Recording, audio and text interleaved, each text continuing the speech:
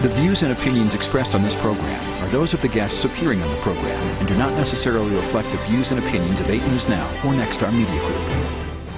If it's coming from places we don't understand, that's still okay. Tonight on Politics Now, uncovering the truth behind UFOs. Former Senator Reid talks about Senate investigations and new videos coming out now. And I am fully aware of the popularity of mentioning, well, any tax source, frankly. Paying for education, recommendations from the Nevada Commission on School Funding to get children the education they need.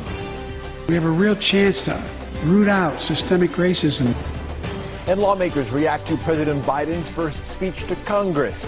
How Republicans are reacting to his message of bipartisanship. From 8 News Now, this is Politics Now. Thank you very much for joining us. I'm John Langland. We are now officially at 80% capacity and 3 feet social distancing in Las Vegas as we battle the pandemic. Counties officially took over control of mitigation efforts today. This week, Governor Steve Sisolak encouraged everyone to get their vaccination. I'm committed to making Las Vegas and Nevada the safest place to vacation and to have a convention. And that's only going to be done through what you're seeing behind me is needles in people's arms. In order for Nevada and Clark County to get 100% open, Clark County and the state want 60% of adults to be vaccinated by June 1st. Right now, we're at about 25% full vaccination. This week, President Joe Biden gave his first address to a joint session of Congress. He gave his vision for the country while pushing some major spending packages. Rashad Hudson has reaction from lawmakers on Capitol Hill. This is so exciting. Democrats like House Speaker Nancy Pelosi say they're ready to begin working on the ambitious agenda President Biden laid out in Wednesday's address to Congress. As the president said last night, America is moving. In the speech, President Biden called for passing his infrastructure plan, immigration and police reform, as well as voting rights and gun safety. We have a real chance to root out systemic racism that plagues America and American lives in other ways. The president, however, did not win over Republicans like Senate Minority Leader Mitch McConnell. And the president talked about unity and togetherness while reading off a multi-trillion-dollar shopping list that was neither designed nor intended to earn bipartisan buy-in. Alabama Senator Tommy Tuberville says President Biden's plans are too expensive and radical.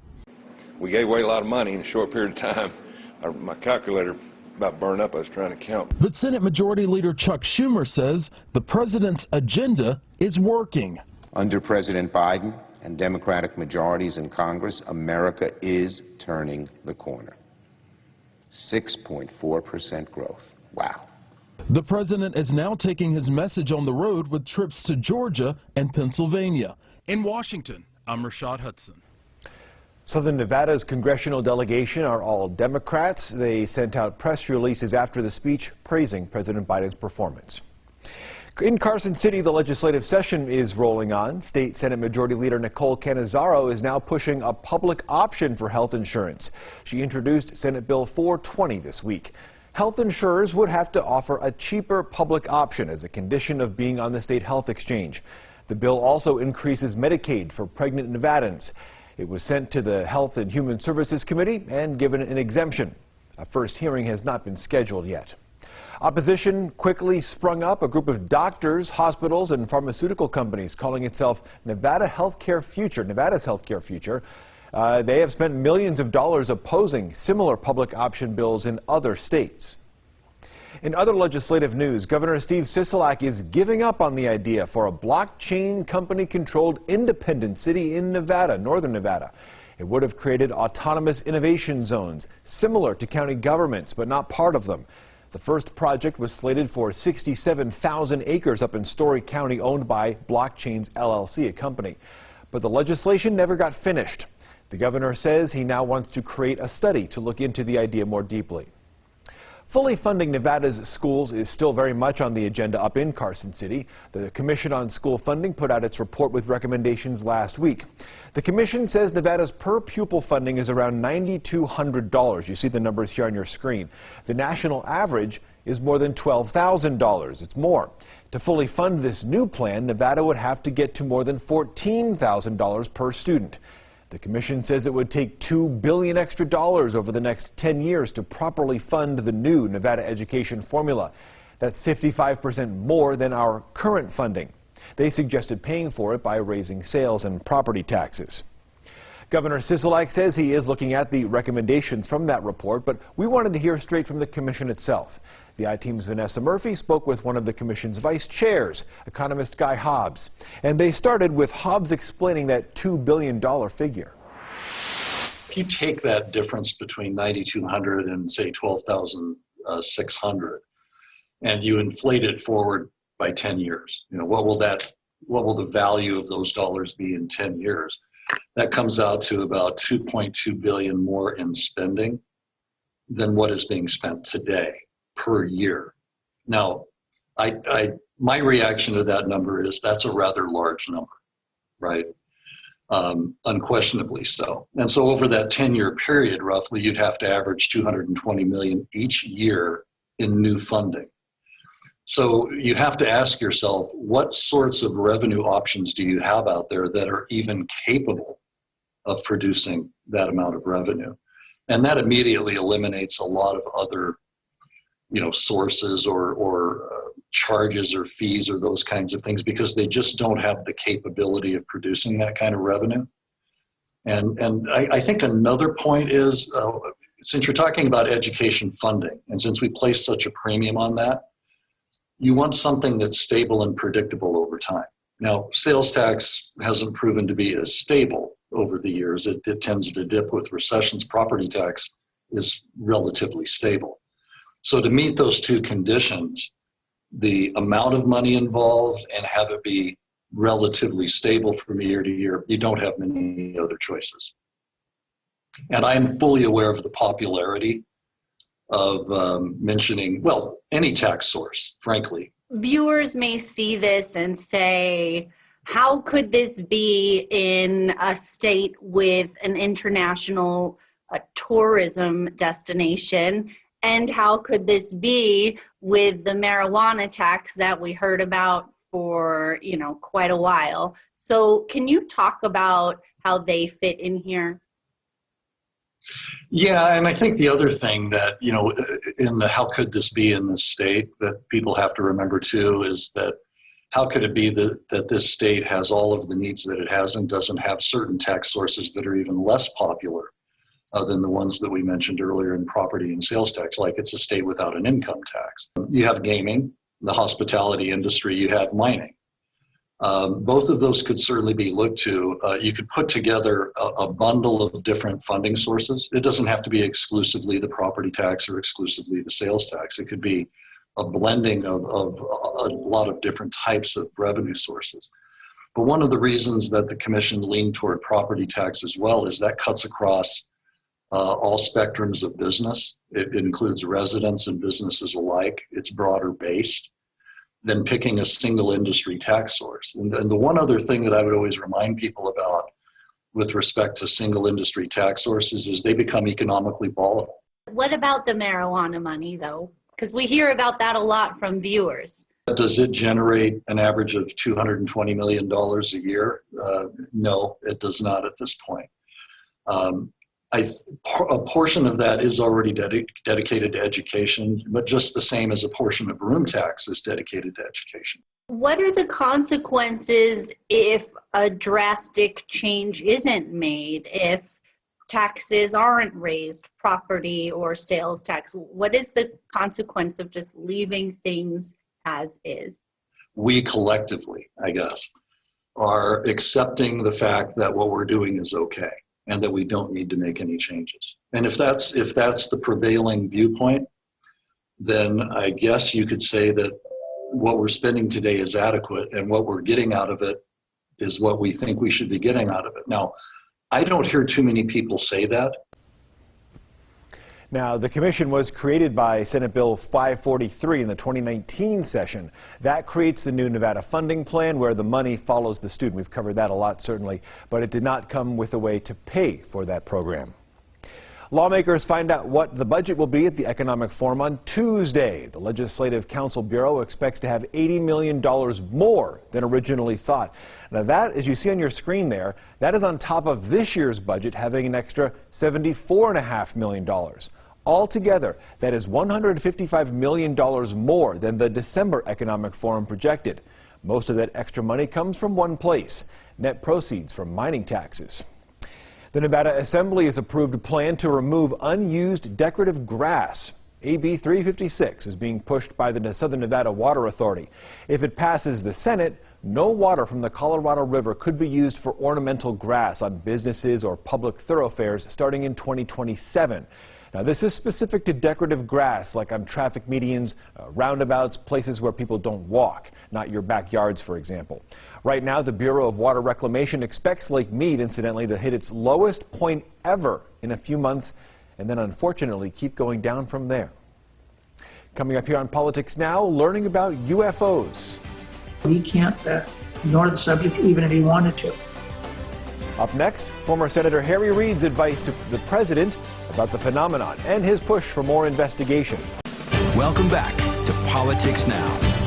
Well, more videos are coming out from the Pentagon's investigation into unidentified flying objects. Recently, the Pentagon confirmed 3 pictures taken by Navy pilots off the Virginia coast are from just 2 years ago. And now members of a task force are briefing Congress on exactly what they found.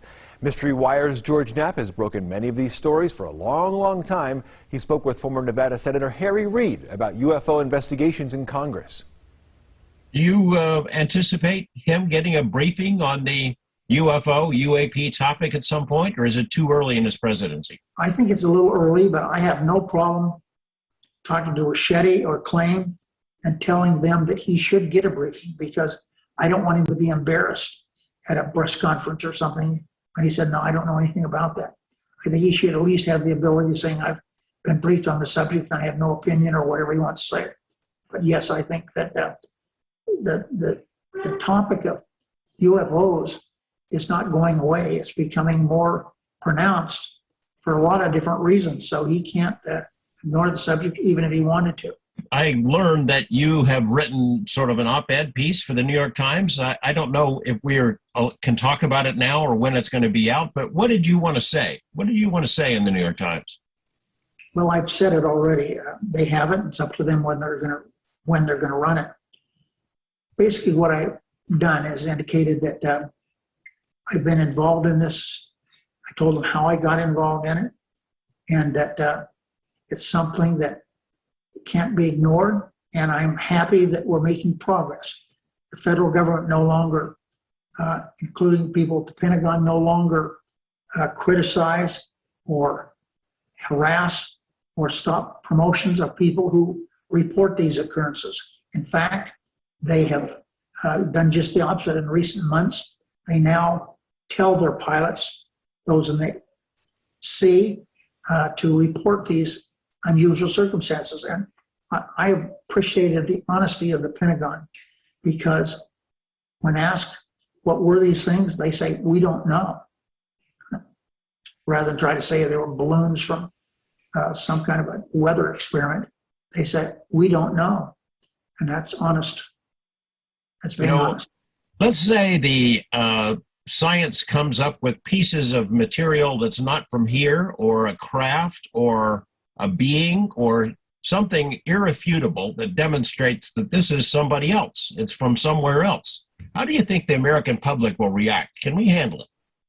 I don't know how the public will react, but I think as long as we understand that we need to make sure that we are scientifically driven, that we're going to be okay. And if it's coming from places we don't understand, that's still okay, as long as we understand that there is stuff coming from other places. The UAP task force is going to give its report to Congress and maybe do a follow-up report, but that a lot of people think that's not enough. Do you feel that there should be support for a more permanent study of this, some kind of an organization like what you started a long time ago that has an ongoing responsibility for figuring this out? Yes, the federal government spends trillions of dollars every year And I believe that there should be an ongoing entity within the Pentagon would be the best place for it, whose sole job is to stay on top of the issue of UFOs. We have a lot more of that interview and the most recent UFO videos on MysteryWire.com. CPAC and the American Conservative Union gave the lone Republican in Nevada's delegation a semi-passing grade, giving Congressman Mark Amodei a 68% grade, as you see on your screen there. The rest of our delegation are all Democrats, and they ranged from 0% for Congresswoman Dina Titus. This is coming from the Conservatives, of course. CPAC said that she was something that she was proud of. I beg your pardon, Ms. Titus said she was proud of that.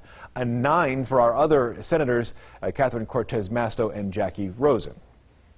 A man called the most dangerous inmate in Nevada died last week while sitting on death row. Patrick McKenna was 74 years old.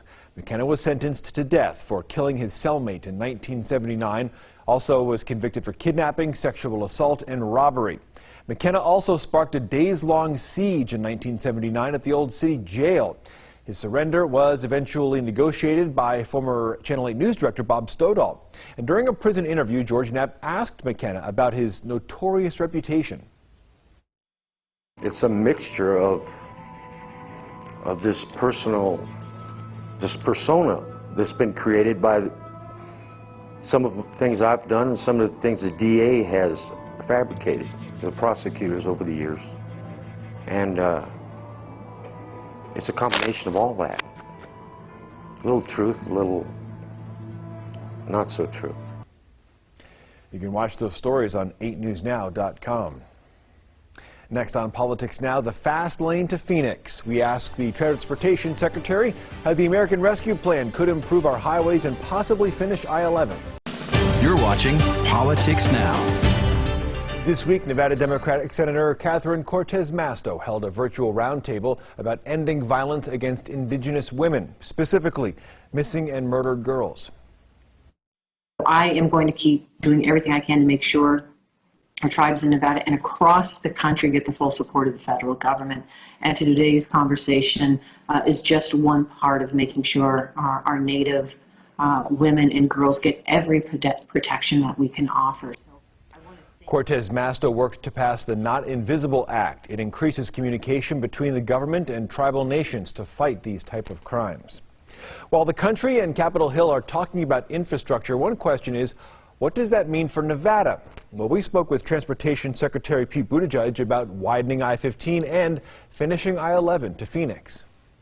That's the thing. When you have a fast-growing and dynamic area like Southern Nevada, it's more important than ever to make sure we're making the right infrastructure investments to stay competitive. It's not the kind of place that can just coast along on things that were put in 1 or 2 generations ago. And so I've heard from her and other members of the delegation about just how important it is to make sure that we're investing. Now, that means having resources. That means having an initiative like this. And that's why from the just making sure we have an adequate baseline of funding to creating the funds for what we're calling projects of regional significance, like some of what you're describing. We think it's so important because when you get it right, it'll actually unlock future growth and create a stronger economy for years and years. We have much more of that interview on 8newsnow.com. The U.S. has seen near record levels of unaccompanied children arriving at the southern border in recent months. However, immigration experts told Congress recently we may be turning a corner. Alexandra Limon tells us how the situation is starting to improve. California Congresswoman Nanette Barragan says there's a reason migrant children are coming to the U.S. Northern Triangle countries suffer from unspeakable violence, corruption, and poverty. Vice President Kamala Harris is leading the U.S. effort to improve the situation at the southern border. One change is children can now apply for asylum from their home countries. The suspension of wall system construction was a major error. Louisiana Republican Congressman Clay Higgins says the Biden administration's policies are making the problem worse. These circumstances have invited this activity to our border. But Aaron Reichlin-Melnick from the American Immigration Council says the situation at the border is starting to improve. The number of children in Border Patrol custody has dropped 80% since late March, And as of this morning, the average time in Border Patrol custody for unaccompanied children is below 48 hours. By law, children must be transferred out of CBP custody within 72 hours. And the Biden administration is now able to meet that requirement because of the network of emergency shelters it opened around the country. But advocates warn those shelters are not permanent solutions. Thankfully, here as well, the Biden administration's efforts have begun to pay off. Last Thursday, for the first time since reporting began, more children left U.S. custody than entered it. In Washington, Alexandra Limon. In What to Watch this week, we're certainly keeping an eye on Nevada opening back up. With COVID mitigation control being turned over to counties, we're watching to see if vaccination rates can continue to decline. The target is 60% vaccination of the population in order to fully reopen the state on June 1st, so we'll watch that. Next Tuesday is also the Economic Forum up at the state legislative session. They'll know exactly how much lawmakers have to spend on the state budget. At this point, we're expected to have extra money, but sometimes there are some surprises. We'll keep an eye on what happens up in Carson City. And we thank you very much for watching Politics Now. Don't forget, for the latest political news happening in Nevada and across the country, watch us here, and of course, head on to 8newsnow.com. We'll see you next week. Have a good rest of the day.